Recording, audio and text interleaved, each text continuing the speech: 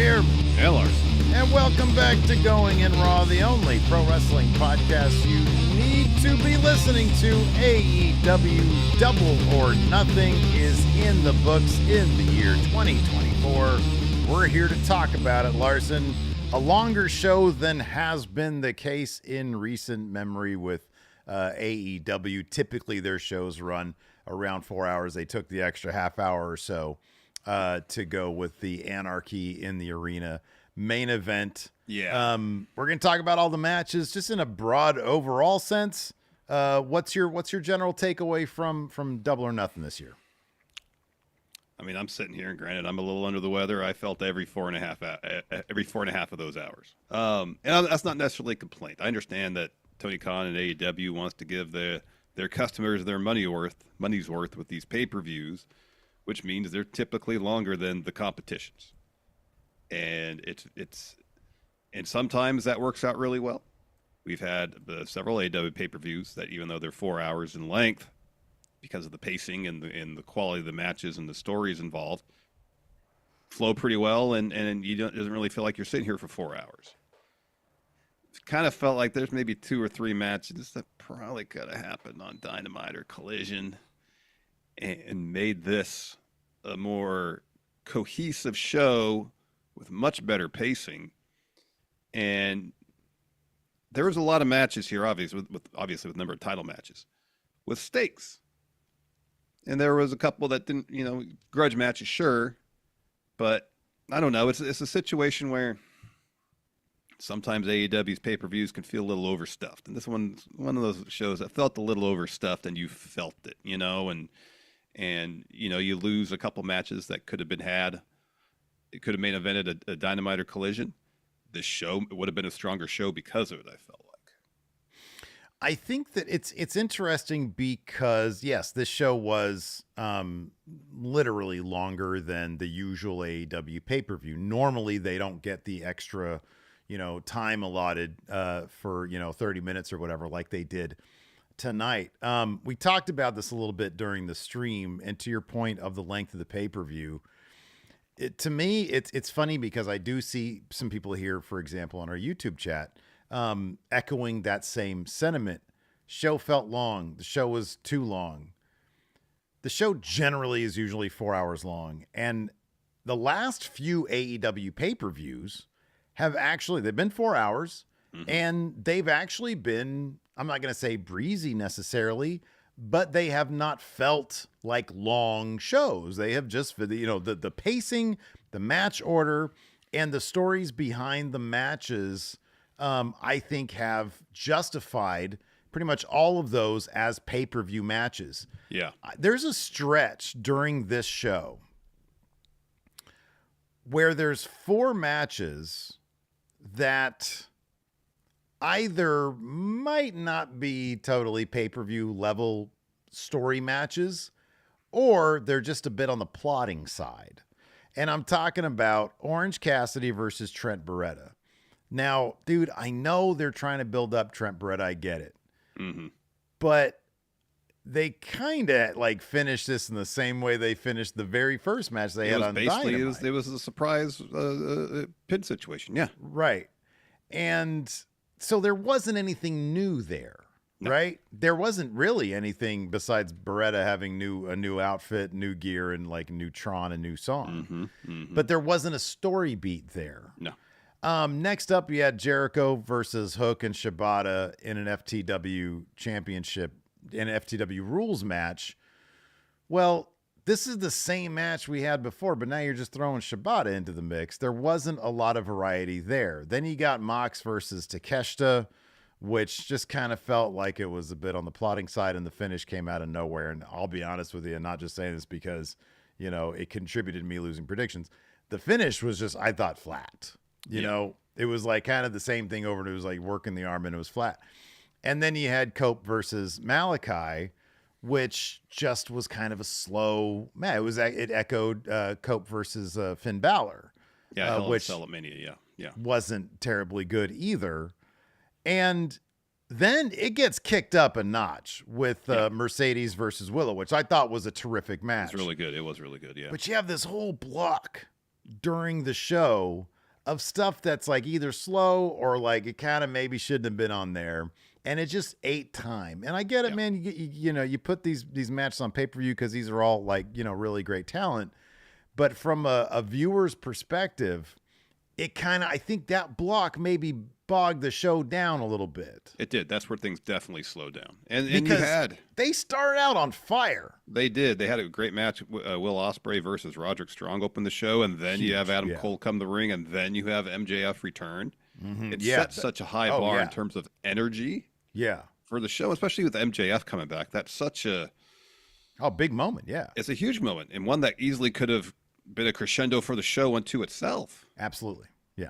And then having it kind of felt like they had so much energy and they expended it so early in the show. And you know, the match that followed, but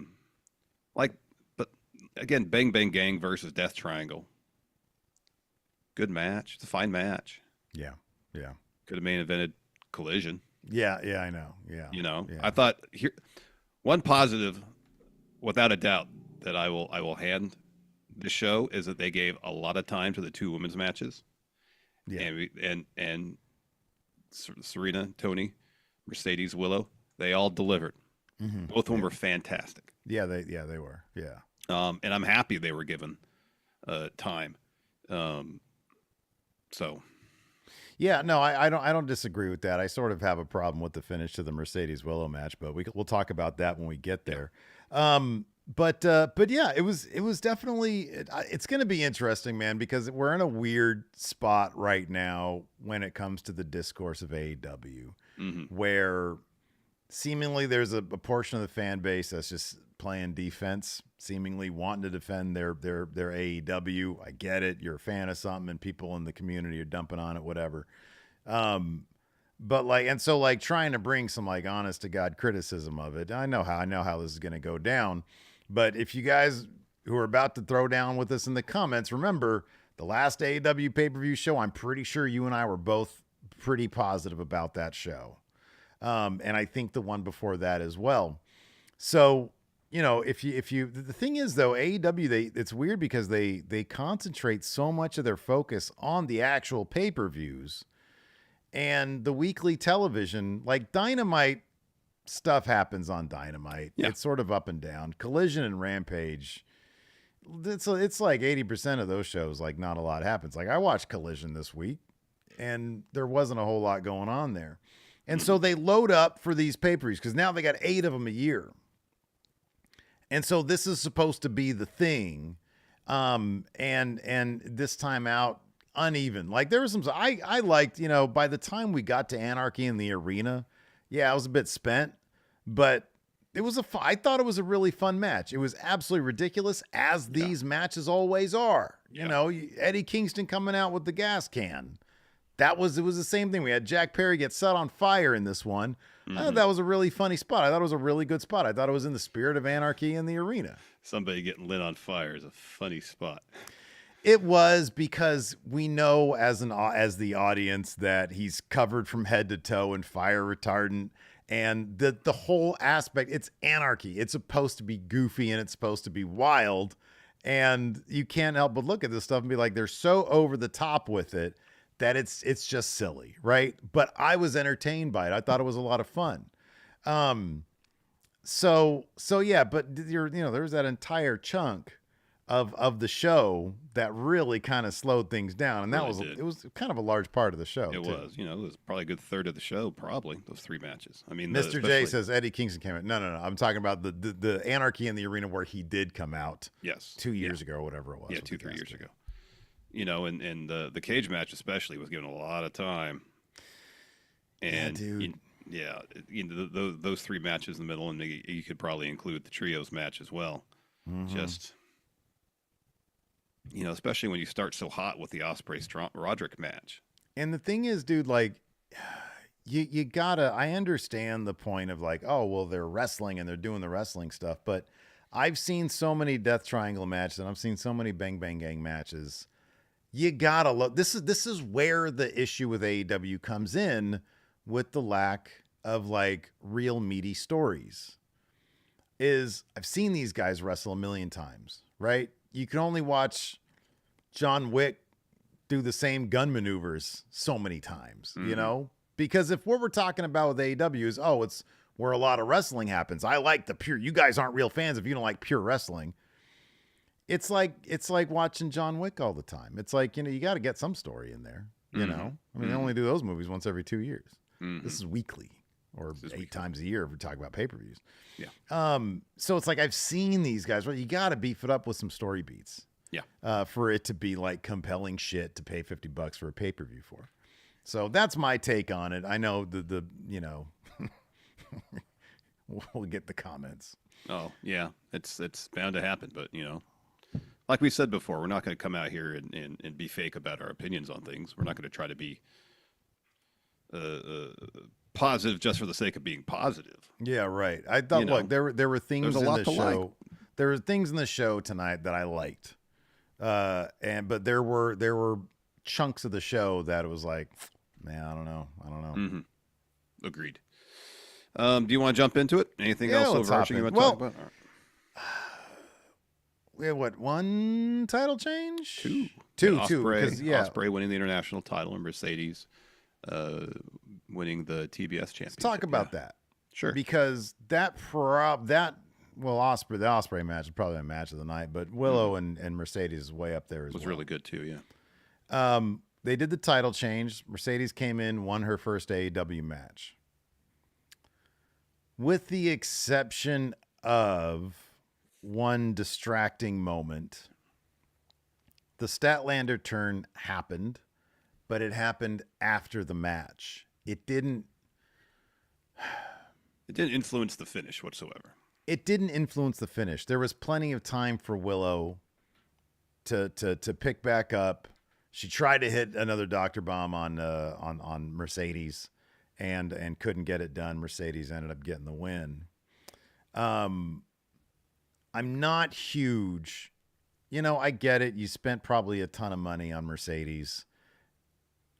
Willow is such a hot hand right now. And it reminds me of when Swerve was in a similar spot a year ago or so, where it's like, y'all, you need to start recognizing that this person is getting the crowd reactions. Yeah.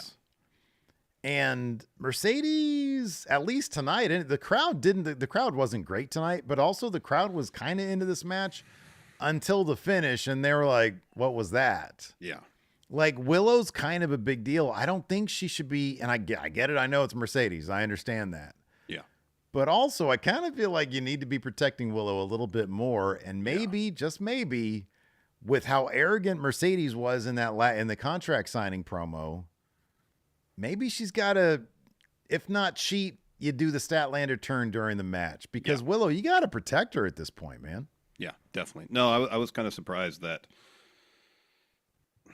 the timing of the turn from Statlander and Stokely when it happened after the match. I thought during the match made a ton of sense for that reason, because it protects Willow in defeat and pivots her to a feud right away, so she's not necessarily going for the TBS title right after this match.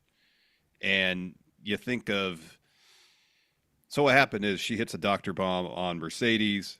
I can't remember exactly what it was. Something happened previous to that got Statlander and Stokely on the apron to argue with the ref.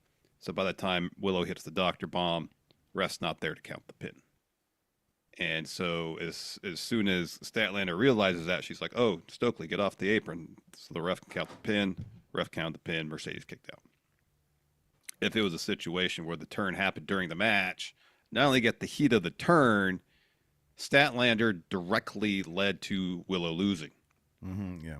Now, which seemed to be an accidental distraction, prevented her from winning, but not necessarily directly led her to losing. And it's these little story beats that are important. Now, we don't know where this is going to go from this point on. Is it going to be a situation where Stokely and Statlander say on Wednesday on Dynamite, oh, we meant to get on the apron at that moment or something like that. But I don't see you need that dramatic moment during the match where the crowd realizes, oh, Willow lost because her friend turned on her. Mm-hmm. And that's going to make the pill of Willow losing way easier to swallow Yeah. than what we saw tonight.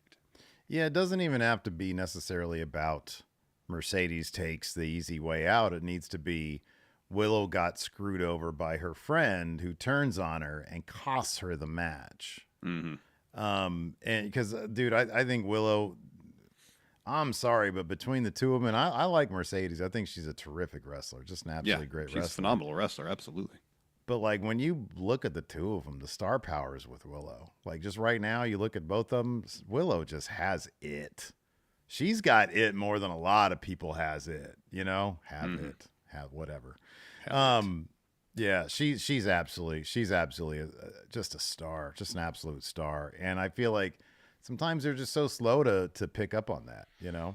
But also, again, the way the finish of the match went down, it's a situation where Statlander directly cost her the match. That's a loss that could lead to momentum. Yeah, she's right. instantly put into this feud with Statlander. She comes out the winning end of that, circle back around either the TBS title or the Women's World title. One of the two. It's a story that's personal that can lead to some momentum to get her even more over. Because here's the thing. When's the last time, and even hell tonight, I mean, was there, let me take a look at this. I know Anarchy in the Arena wasn't for a title, but it's Anarchy in the Arena. Yeah. Otherwise, I mean, this is Eliminator title. Okay, Orange Cassidy versus Trent Beretta was the only match that wasn't for a title. Because AEW's got a lot of titles. Yeah, yeah. So the odds of Willow getting pay-per-view time, which really is like the matters. Yeah. The odds of her getting they're not going to book. Tony Khan's not going to book Statlander and Willow on pay-per-view. Well, if you look at the calendar, even next pay-per-view is Forbidden Door. They're not going to be on that show. And then you have to wait all the way 3 months from now. Yeah. Till All In. Yeah.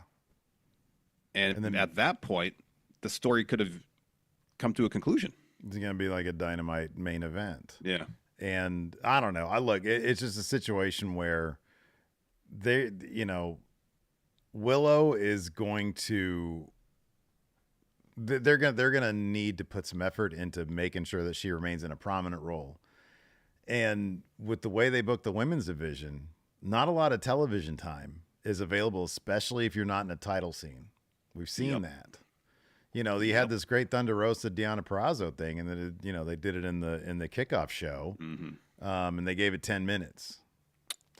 Yeah. So that's what we're talking about here. So like Willow, she needs to get it seemed like they're building towards Tony versus Mariah May at some point. So I don't see Willow getting that. And I don't know what the plans are for Mercedes, but like it could be a while before Mercedes drops his TBS title. So, I feel like they got something big on their hands with Willow. I don't trust that they're going to run with it, but I hope I'm wrong. I hope Tony Khan proves me wrong. Yeah. History's indicated that very well could not be the case. So the other thing was because a lot of people are pointing it out, and Swerve versus Christian not main eventing the show. Now, AEW has had an issue with booking their babyface champions as a relevant part of an A story. Now, Swerve has sort of circled around the Young Bucks stuff. They've had interactions. And I understand Anarchy in the Arena by necessity, maybe production-wise. And on top of that, just the crazy nature of the actual match. I could understand it being difficult to follow that. 2 years ago, CM Punk, with that CM Punk stroke, won the title off of Hangman Page at Double or Nothing. That was 2 matches after that year's Anarchy in the Arena. So I know it could be done. Yeah. AEW does need, Hangman Page did not have a well-remembered title run. Almost immediately, he felt like, okay, your story, you finished your story, and now you're going to be relegated to just sort of, you're just going to be defending your title. We're not really going to do many stories. You're just going to defend your title. Does it seem like AEW might have an issue with this Swerve situation? Now he's a babyface, and he's champion, and he's not in the main event. Yeah. You know, the one sliver of hope I have in terms of him being involved in the A story is the fact that thus far he has had some interactions with the Young Bucks during Dynamite. You know, we saw Jack Perry get the pin on Bryan Danielson tonight. Wouldn't be surprised if they had a 1-on-1 match. Wouldn't be shocked if Jack Perry is kind of being set up to be the Elite's representative to challenge Swerve for that title. Hangman's still out there somewhere, and too, Hangman's still revisit that. out there. When is he going to come back? Don't know.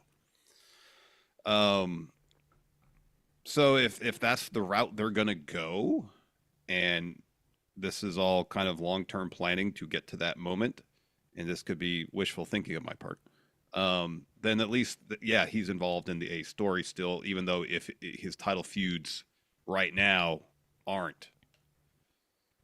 We'll see where it leads. Again, this could lead to a whole lot of nothing.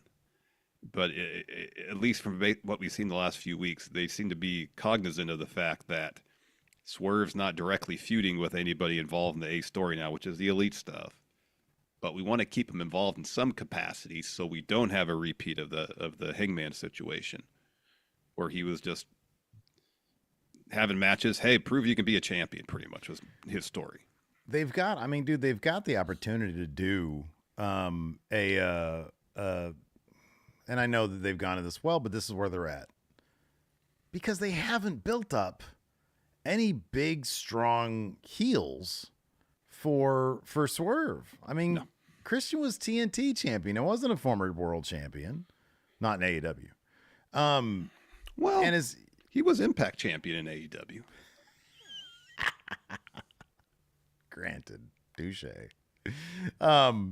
But you know, he doesn't exactly scream, "Oh, I'm going to be a real threat to Swerve's title." But from a storyline perspective, that feud made sense. It made sense. I get it. But come on, man. That's like a, like I know we had the conversation about whether Christian had the star power.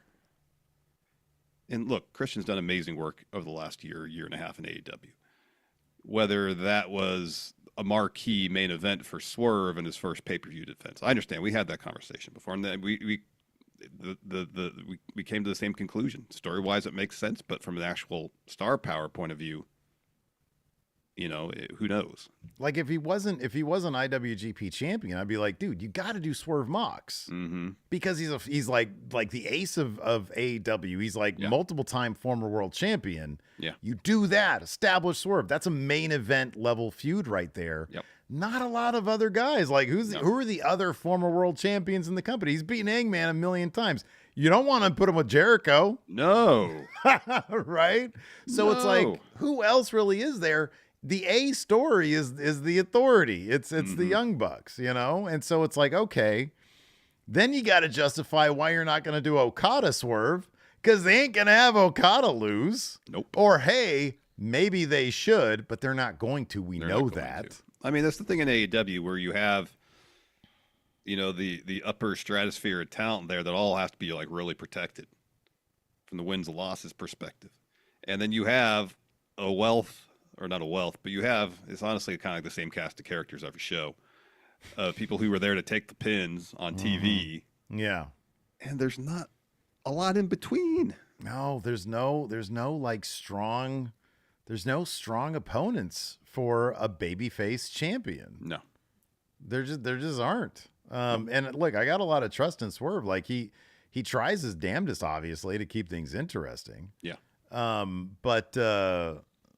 But yeah, I don't know where they go from here. I hope that they would go with the Authority, have him beat Okada, have him beat, Jack Perry, establish the guy, because right now you're biding your time till it's Ospreay.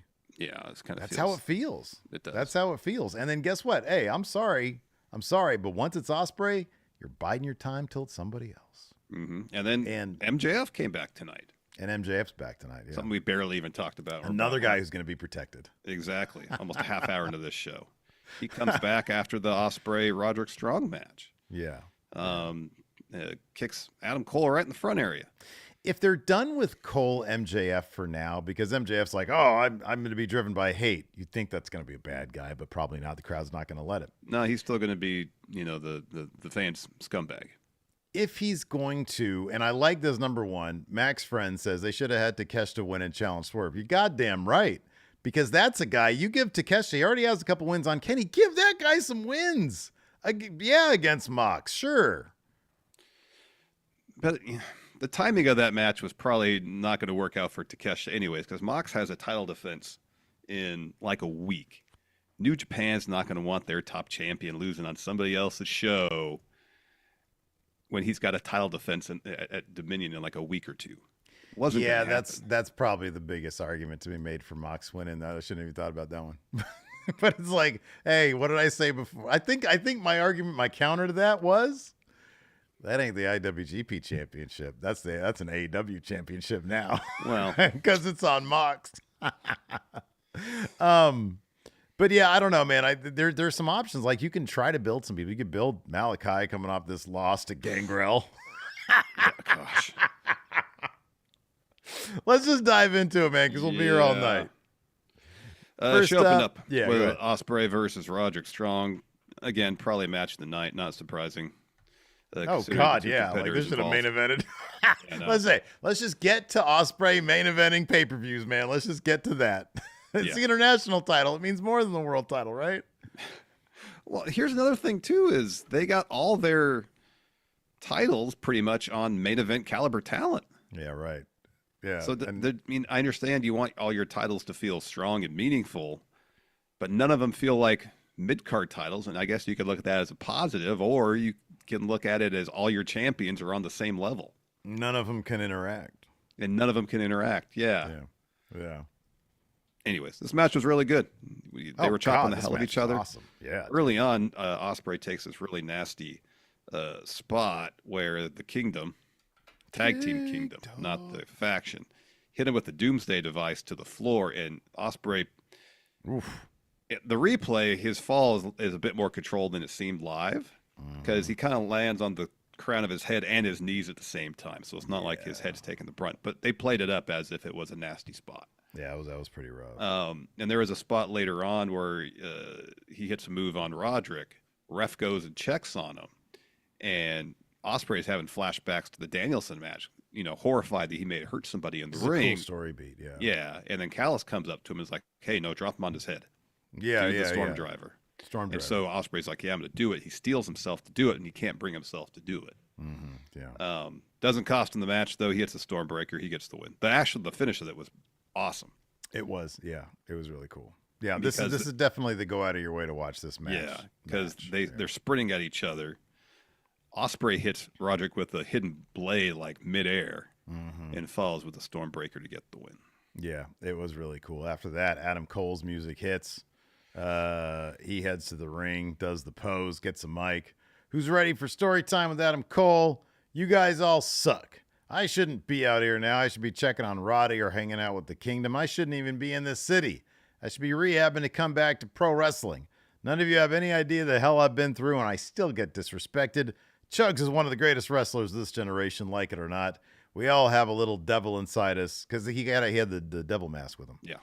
And he says, I promise one thing, you'll give the devil his due, his name, and then the lights go down. And then we have like this video of like MJF cam. It's like a POV cam of MJF, and he's got like a memento room, which includes a mannequin with his suit on it and all of his stuff.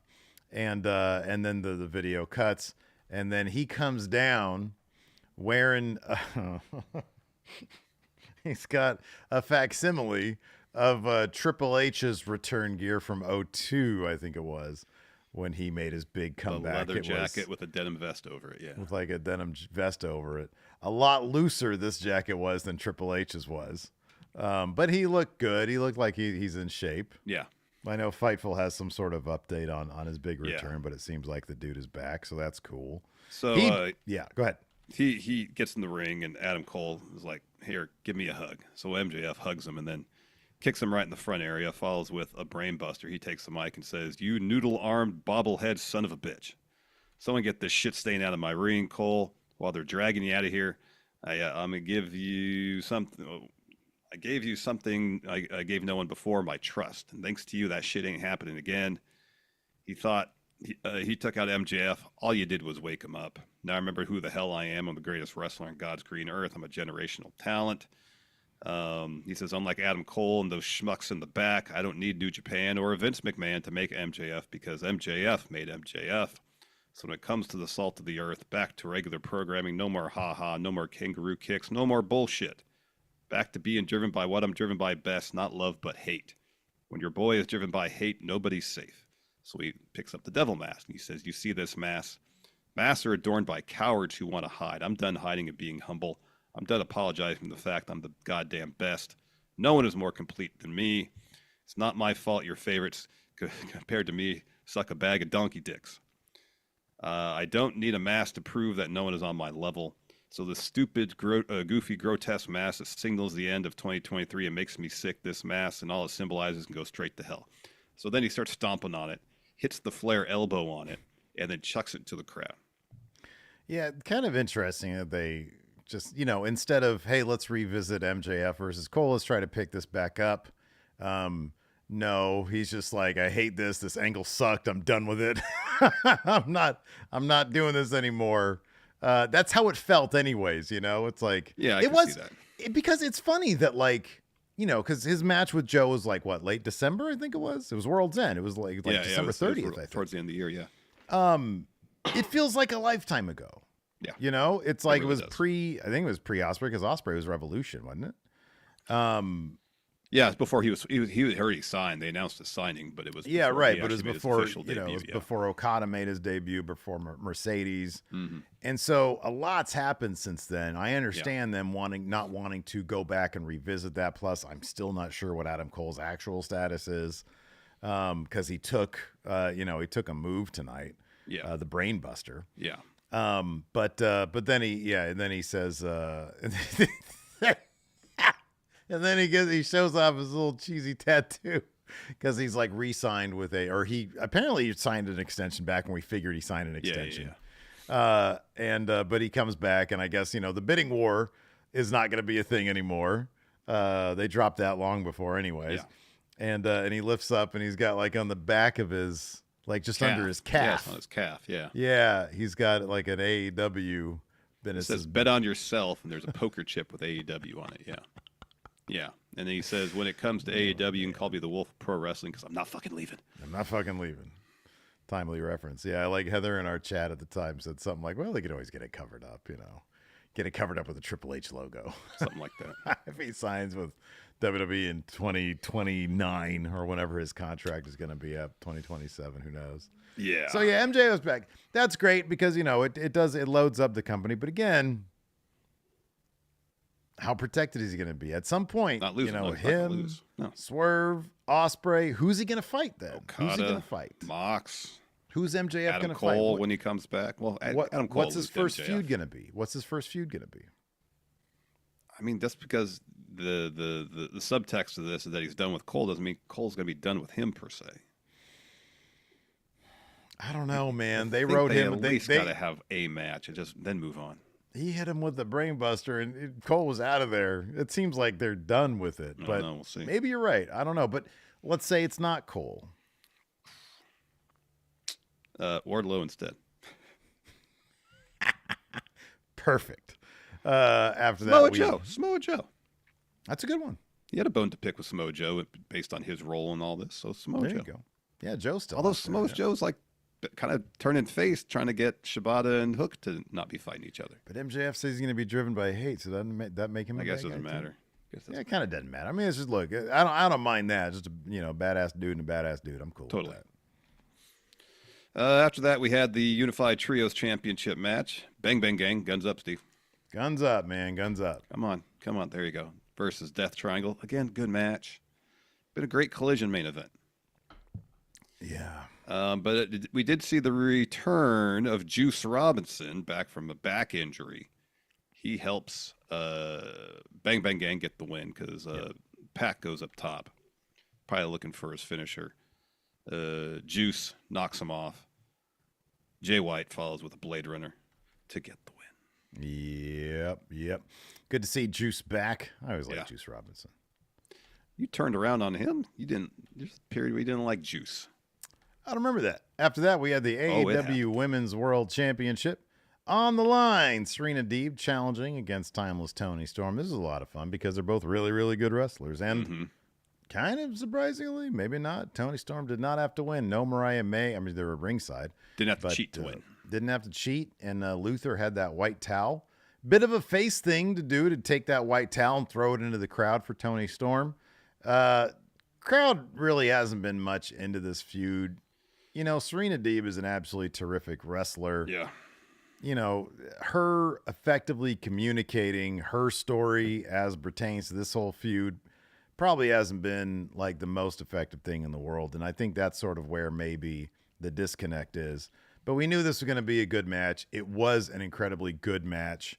And This match was great. Yeah. And the finish was really good too. Talk about that finish, man.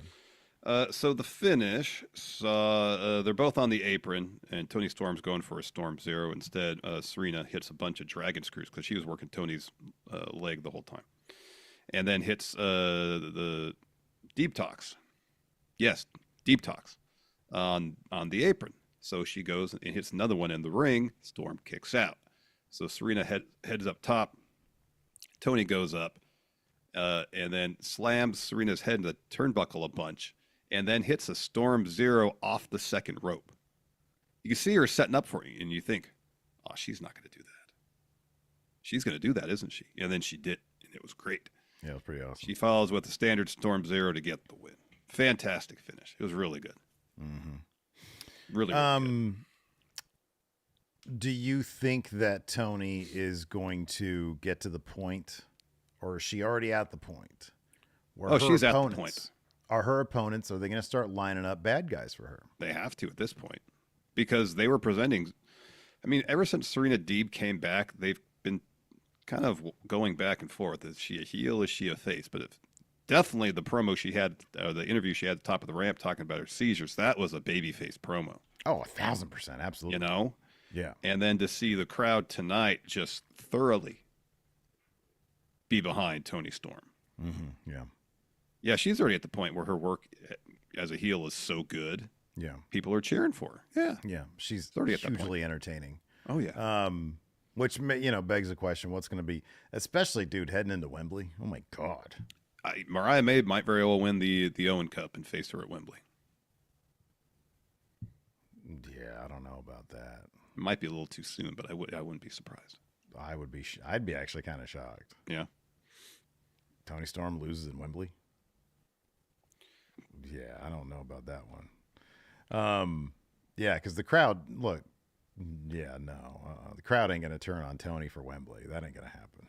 No, Mariah May would turn. Mariah May would be the heel there. Yeah, right. You think she would take the title off her at Wembley? I don't know, maybe, I don't know, but they might have the match. That's like Drew losing at the Clash of the Castle, man. No, I think they'll line up like a really strong, I don't know, like a heel for Tony going into Wembley. I don't know who's gonna be. Yeah.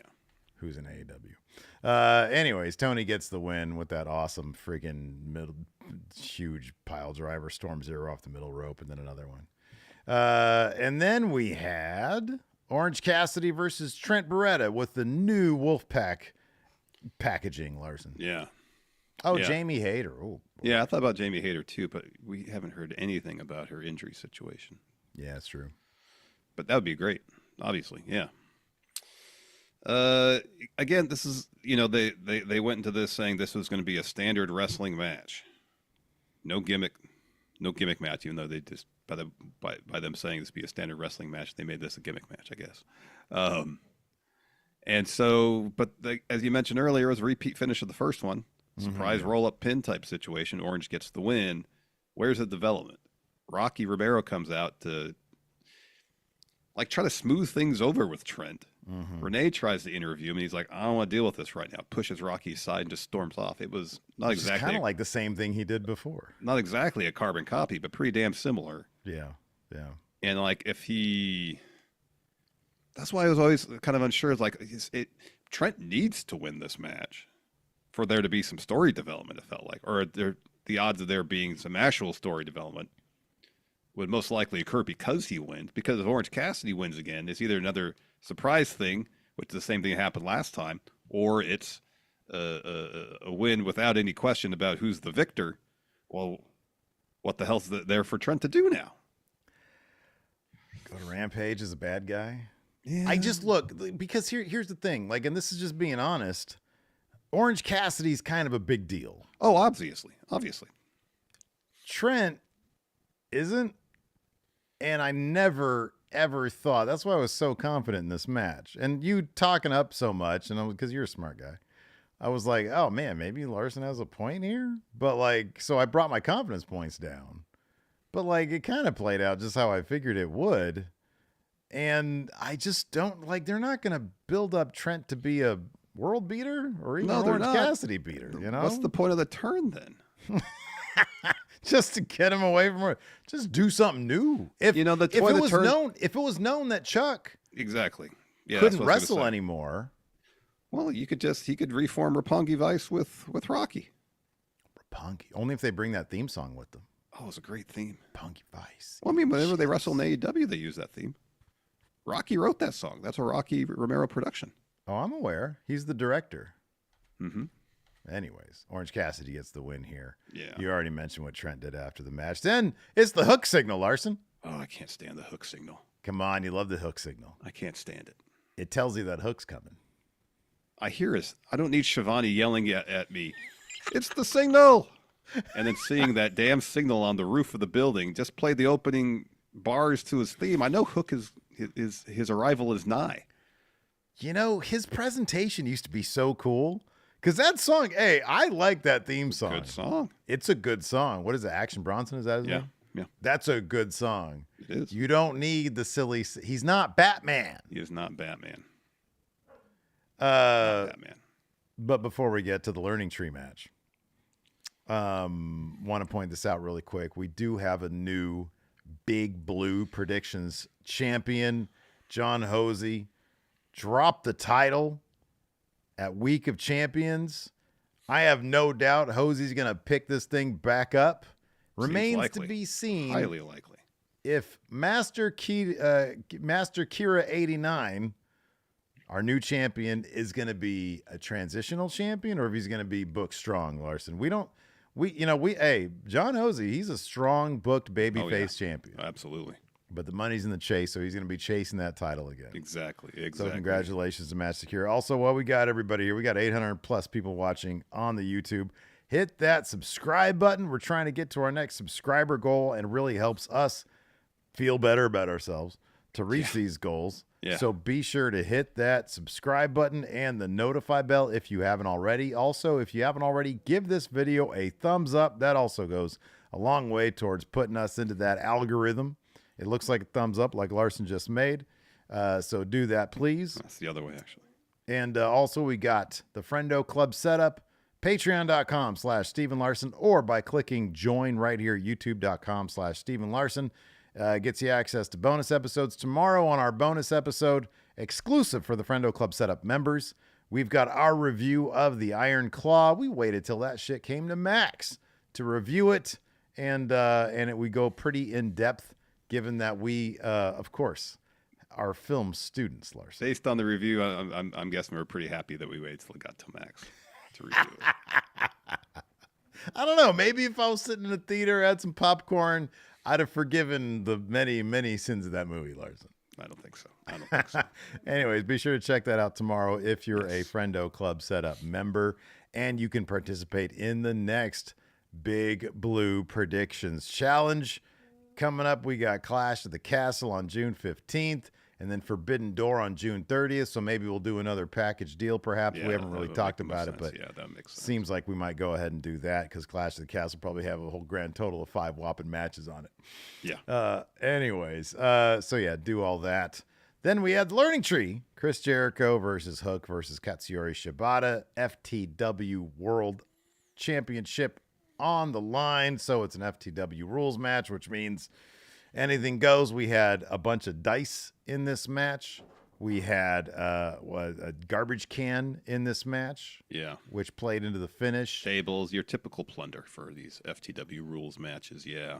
A couple of big spots. I mean, it was not without its No, entertainment it was value. fine. I mean, they tried to recreate the spot from the number one contenders match that happened on Dynamite between Shibata, Hook, and Brian Keith, where Shibata had the figure 4 on Jericho. Hook comes in with the red rum, and then we see someone in disguise come to the ring and break it up. Mm-hmm. And it's Brian Keith. He had a bit on Collision where he approached Jericho because he was the guy, the odd man out, right, in that triple threat. Yeah. And you know, he seemed like he was menacing, but I was like, oh, he's going to join the learning tree, isn't he? You talk about this a little bit. I'm going to let the dog in real quick. Sounds good. So Hook attacks him with the kendo stick, Brian Keith, and then Jericho hits Hook with the Judas effect. But then Jericho goes and pins Shibata, who had a trash can over his head. And then Keith earlier hit a senton on him. So Hook doesn't take the L. Now the Learning Tree faction, grown in numbers seemingly. So you got Bill, who made his presence known earlier in the bout. Brian Keith as well. And hopefully this is a good spot for Brian Keith. He got dispatched pretty quickly. He did. He's going to be the pin eater for the learning tree. He is, I know. And that's why I'm saying trying to be hopeful, because at least now he's in a story. He's part of Yeah, he's going faction. to be doing something. I mean, he was on TV quite a bit, but has always taken L's. I mean, dude, I don't know what, you know, he's supposed to be a bounty hunter, but he doesn't really collect bounties, so I don't know what. Besides being like, you know, spaghetti western aficionado, I'm not really sure what he does. So maybe this will help flesh him out a little bit. Mm-hmm. That's all you can hope for. But Exactly. you know, we'll see how that works. But then when out. you're trapped in the Jericho vortex, you never know what you're going to get out of it. Exactly, yeah. So Jericho retained. I would suspect at some point Hook will get his one-on-one rematch with Jericho. He'll win that one. He'll get that FTW title back at some juncture. After that, we had Takeshita taking on Mox.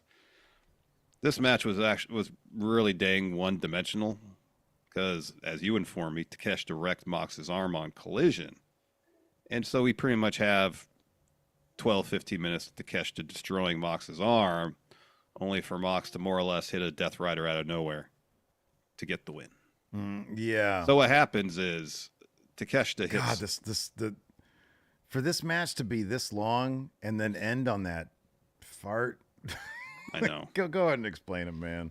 So Takeshita is like hitting Mox with everything, forearms. He does the running knee. Mox kicks out of that.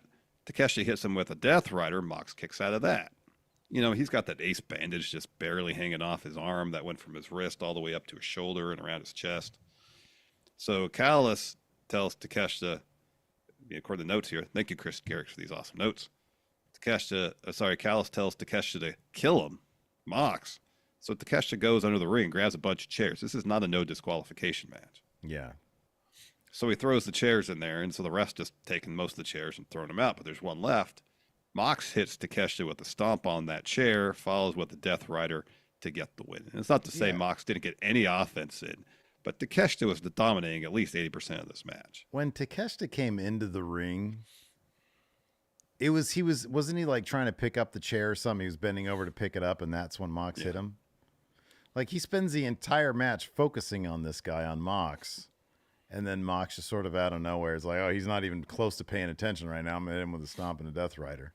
I don't know. It was so just, it was just completely and totally tacked on, you know? It's like the end of Winning Time. You want this match to end in a slideshow, huh? Yeah, exactly. Yeah. So anyways, like you said, IWGP champion Mox probably wasn't going to lose this. He ends up getting the win here. After that, Oh gosh, this cage match. we had Cope versus Malachi Black. Brood Cope. It's Brood Cope. He had it on his Tron. That's how we knew for sure it was Brood Cope. And he had Slayer as his theme, apparently. He had a Slayer song for his theme coming out. Going back, it was still Alter Bridge. But yeah, he comes out, red lighting, red themed gear, The Brood was said on his Tron. Yeah, literally said the words "the Brood." It said the Brood on there. No Gangrel for his entrance, though. No Gangrel because he was under the ring. Yes. So out comes House of Black. No, they didn't come out till later. So they get in there and they start doing, and it's a no escape cage match because what AEW does. And so they're just using barbed wire, and fairly effectively. Really early on, Malachi was busted open. Yeah. Edge a little bit later got busted open. So they're both bleeding. It's just the pace of the match itself. Slow. It was so slow. It was doing the thing where it's like, oh, this is so rough. I'm going to walk very slowly over here and pick something up. This match is so brutal. I'm in so much pain.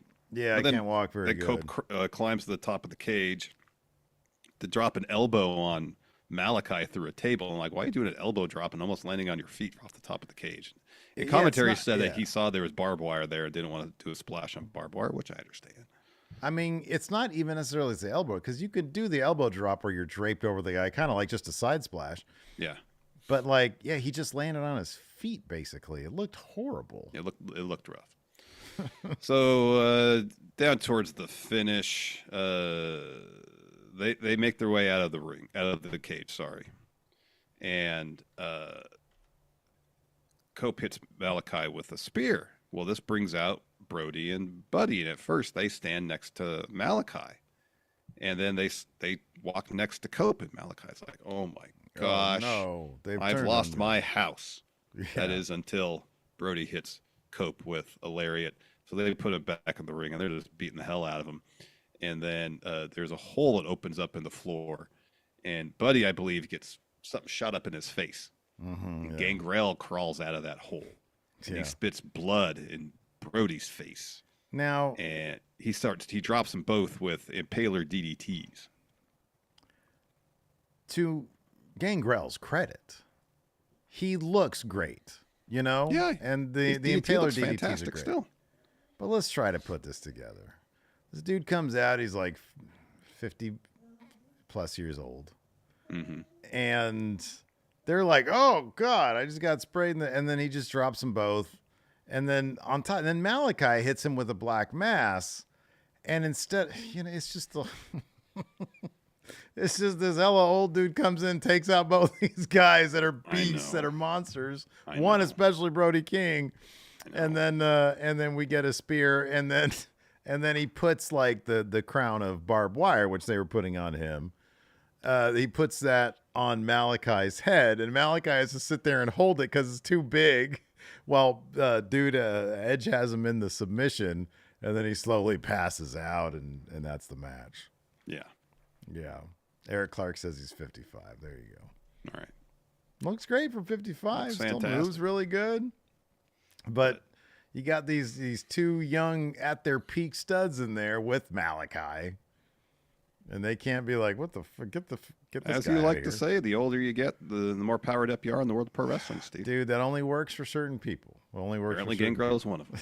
Apparently Gangrel is one of them. Exactly. So Cope gets his wedding ring back because down towards the finish, Malachi had it on like a necklace, and so he got that back. And so we're backstage. Lexi's got an interview with Don Callis. I'm still not sure what the point of this is. Oh, to make a big announcement. It was a scoop. Big announcement. On Wednesday on Dynamite, I'll be presenting a contract for the Don Callis family. Yeah, right. Is he going to sign somebody to the Callis family? I think that's what I got from it, yeah. I mean, so that's what I put together, but it was phrased so oddly. Yeah, it was phrased oddly. I get it's probably going to be like he's going to act like he's signing Orange Cassidy, but then it's going to be Trent turning on him and joining the Don Callis family needs a guy to take pins. Right. Yeah, exactly. They need a pin eater. Yeah, exactly. Sammy Guevara's not around anymore. Nope. After that, we had Willow Nightingale versus Mercedes Moné. Now, this was a sense of urgency from the first moment. Mm-hmm. They were going at it. They were boom, boom, boom, move, move. And it was like vicious. It was brutal. I like this. And it was like nonstop the entire time. It really was. It really was. You mentioned the sense of urgency. Both of them were working each other's legs throughout.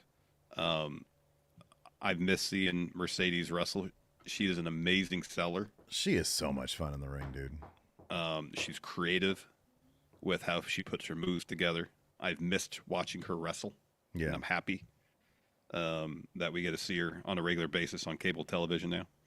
As you mentioned, Willow is an absolute star. They had fantastic chemistry. Yeah, they have And it's a really good bummer. chemistry. It's a bummer. The finish kind of sold what preceded it a little bit short because the Mm-hmm. build up throughout this whole match was so good. Mm-hmm. Going back to the false finish we talked about earlier. So Mercedes goes after Statlander at one point, gets back in the ring. That brings Statlander up to the apron. Stokely's up there too, and this is happening while Willow's hitting the Doctor Bomb, but the rest distracted by Stokely and Chris. So she doesn't see the Doctor Bomb or the pin till late. Finally goes over and counts, gets a 2. Willow looks for another Doctor Bomb. Mercedes slips out, hits on the bank statement. That's what it used to be. I don't know what she's calling it now. As Willow gets closer to the ropes, she transitions to an STF. Willow reaches out, grabs the bottom rope. Mercedes hits the leg DDT, goes to the middle rope. Willow hits her in the gut, though. But then the transition into the money maker was really well done. Mm-hmm. Yeah, it was Like cool. I didn't see it coming. Yeah. So she hits her finisher on Willow to get the win. It would have been nice to have a more impactful turn during the match. I think it would have made it more impactful. We got a lot more heat on Statlander Mm-hmm. to have her directly lead to Willow losing that title as opposed to attacking her after the match for some reason. And there's the thing about like when fans see somebody who has got a lot of heat behind them get the loss, but it's like, man, she had that wrapped up. She had that won. She got screwed. It makes them want to see that person succeed even more. At this point, it's like, well, she's not good enough. She's not as good as Mercedes. Mm-hmm. So I don't know. They need to. They got some work to do with that, and they better Yeah. get it done with Willow because I think that she's going to be. I think she could be a big deal. Yeah, agreed. After that, we had the World Championship match. Swerve Strickland, the champion, versus Christian Cage. Swerve came out sporting some Warriors, not the Golden State Warriors, but the old movie Warriors. Movie Warriors, yeah. Attire. Yeah. This was a fun match. Again, probably definitely should have main evented. I guess I can, take into consideration the logistical challenges of the Anarchy and the Arita style match, although there wasn't a whole lot of destruction in the ringside area or of the ring, like we've seen in years past, where they take the ropes off or peel back the padding and the canvas to expose the wood underneath. Like the ring was pretty much intact. Mm-hmm. So you could have easily had the title match main event. In terms of the logistical thing, at least it seems like it. I don't know what it's about from a production standpoint, but whatever. It's been done in the past. Swerve, not surprisingly, gets the win. At one point, the ref tosses the Patriarchy from the ringside area. Christian's looking for an unprettier, but Swerve counters and sends Christian into the announce table, I believe, and hits a double stomp. Christian rolls back in. Swerve follows. Christian looks for the unprettier. Sorry, kill switch. But instead, Christian ends up rolling up Swerve for a 2. Swerve looks for a house call. Christian evades that and then snaps Swerve against the ropes. So Christian's looking for a spear, but instead runs into a knee. And Swerve hits the midair house call, which was awesome. That was great. That was a really cool fantastic. move. Yeah. So then Swerve goes up top, hits the Swerve stomp, and then follows with another house call to get the win. Yeah. Be interesting to see what they do with Swerve from here. Yeah. After that, we've got Anarchy in the arena. To kick off, they sort of flipped the gimmick where the music plays during the show on its head a little bit. It was pretty fun. They did Darby's theme because Darby came out last after everybody. Like, of course, it's Anarchy in the arena. They all just start doing stuff. Yeah. Darby comes out last. He's got a face mask because of the bus thing, and so his music is playing a bunch. So then eventually Matt Jackson gets tired of that. He's the boss or whatever. So he's like, okay, we're gonna play our music on a loop because this song sucks. They start playing the Succession ripoff, and so Bryan Danielson gets on. He says, we're gonna play the greatest wrestling theme song of all time. They play the final countdown, which is pretty great. And it was actually it worked really well for the opening brawl. And then eventually Matt Jackson, echoing a joke that we were telling on the stream, was like, but this is going to cost me too much money. Kill that song. We're running out of our budget here. which was actually really well comedically delivered. Yeah. And it's funny because like after that point, at least for the next 5 minutes or so, you realize, man, that song really, really works for like an action piece music, you know? It does. It really does. Dax was, what did you think of FTR wearing pants? I can't get used to it. Because it was like wrestling tights. It was tights, yeah. It wasn't just like jeans for a street fight. No, you know? I mean, Danielson looked like he just got out of his rental car and went right to the ring. Yeah, right, yeah. Except changed his shirt and got an AEW shirt on. Otherwise, he just showed up, went right into wrestling. Yeah. Of course, Anarchy in the Arena, this shit went all over the place. Darby took a spill off the vomitorium. He got hit by a bus or not. I'm not sure. That's unknown. So Jack Perry had his own scapegoat bus. Yeah. It's like a party bus, but it said scapegoat on it. Yeah. Or it looked more like one of them like old people shuttles. Yeah. The neighborhood rideshare thing. Yeah. Yeah, right. Exactly. It did look like that. Or a small party bus. So there's like a pile of debris out by the parking lot that they're fighting by. Bus. And so Jack's choking out Darby with a lead pipe. And the next time we see them, Jack Perry's in his scapegoat party bus / neighborhood rideshare and comes barreling towards that pile of debris and just plows right through it. We don't see Darby at all, but we see Jack Perry in the driver's seat of that vehicle kind of slumped over as like his head hit the steering wheel or something, even though he did wisely put his seatbelt on. Yeah. We see Darby before we see Jack Perry. Therefore, I find it hard to believe that Darby was actually hit by this vehicle because it was moving at a pretty high rate of speed. I like to think that maybe he jumped out of the way at the right moment, but in doing so, maybe he fell up against some other trash or got hit by something.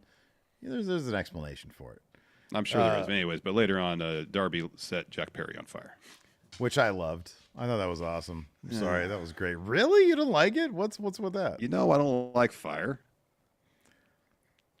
Man, it's time to confront that head on. Perhaps. Maybe we'll watch this spot a couple more times this week.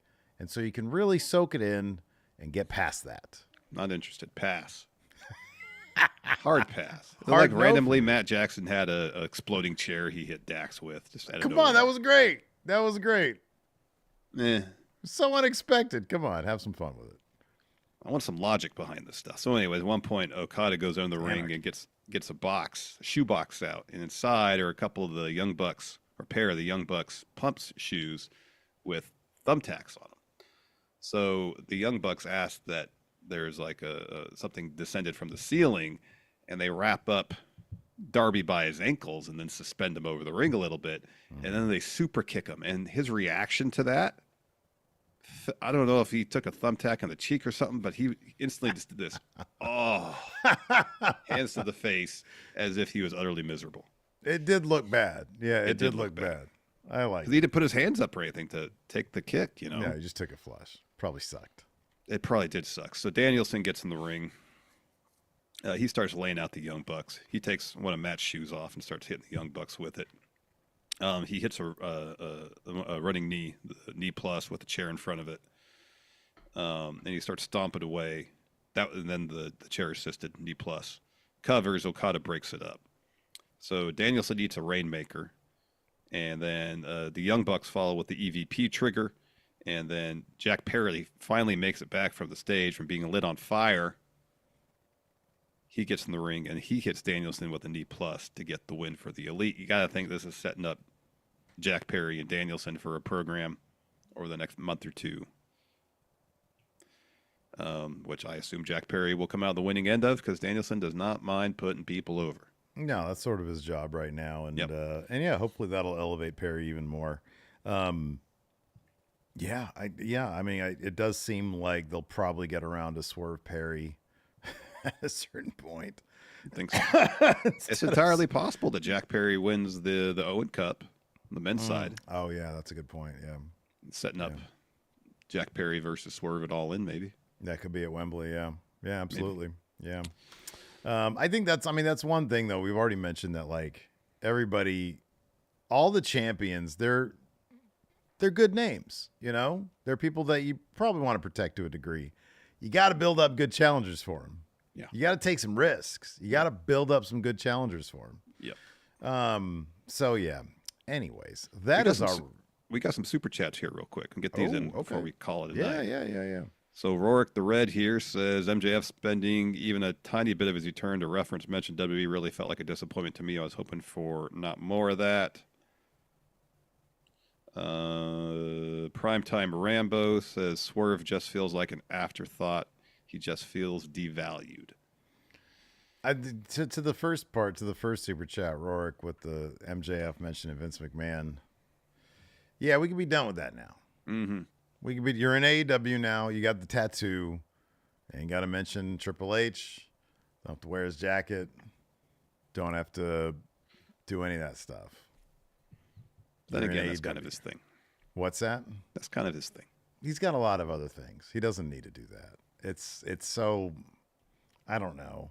Like, he got such a big gasp by mentioning Vince McMahon, but like the context of it didn't warrant a gasp. No, it didn't. It was All he just was a mere saying mention is like, of yeah. his name. Yeah. Oh, he said his name, you know?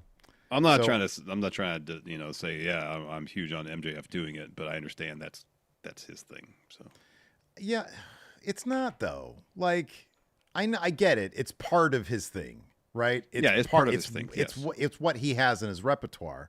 yeah. But the guy is so much better than that. Oh my gosh. And nothing changes. What? I'm watching Darby light Jack Perry's legs on fire. He just doesn't let up. Yeah, he keeps at it. It's overboard.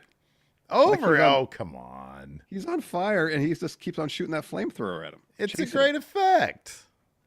No, it's terrible. Terrible. You're Anyway, a fuddy-duddy. That's what you are. You're a I don't fuddy-duddy. like fire, Steve. Well, you didn't get lit on fire, my friend. You don't know what happens in my dreams.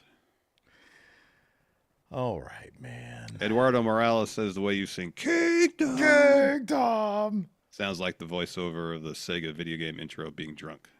That's just what it that's- sounds like on their theme. We try to mimic it exactly. On Yeah, the theme. we try to do it as verbatim and as perfect as we hear it. Exactly. Listen, I want MJF to stop with the WB stuff too, but when he does it, I'm not going to be surprised he does it. Yeah, that's a good. No, you're right. I'm not saying anybody should be, but it's like you got the tattoo. You know, there's no more bidding war. You know, it's whole other He's thing. looking 4 years ahead, maybe. Looking straight ahead. No. Maggie's with you. I think on the fire thing. Don't need it. I knew it was coming. Didn't. See, here's the thing: if it was just all right, legs on fire, put him out, fine. It's the fact he was chasing then him people around. be bitching that it was just a little thing. No, because it's just the timing of it. Where if the Young Bucks are there, like, oh my gosh, here's fire extinguisher, they're on it immediately. But Darby's chasing them, and like there's someone still on the ground right next where he's shooting fire. What kind of urgency would it be if Darby just was like, and then a little bit of fire and they put it out? Boo, lame. No, he If you're could have gonna do got his something, legs go all on the way fire with and then it. like celebrated. Yeah. No, we celebrate by doing more fire. No, too much. It's way too much. We'll agree to disagree on that one, man. Anyways, thanks everybody for joining us for not only the review today, but the live stream as well. It was a long show. Yeah. And us bickering over fire, I think, has proven that one out. We're off tomorrow to recover from this show, and we'll be back on Tuesday with our Raw review. I don't think we really need to review SmackDown, dude, because not really a whole lot happened there. Yeah. Or whatever happened had ramifications or something already happened. We already talked about the pay-per-view. Yeah. You got that right. Anyways, thanks everybody for hanging out with us. We really appreciate it. Wrestling's always better with the friendos. And till next time, we'll see you guys later. Goodbye.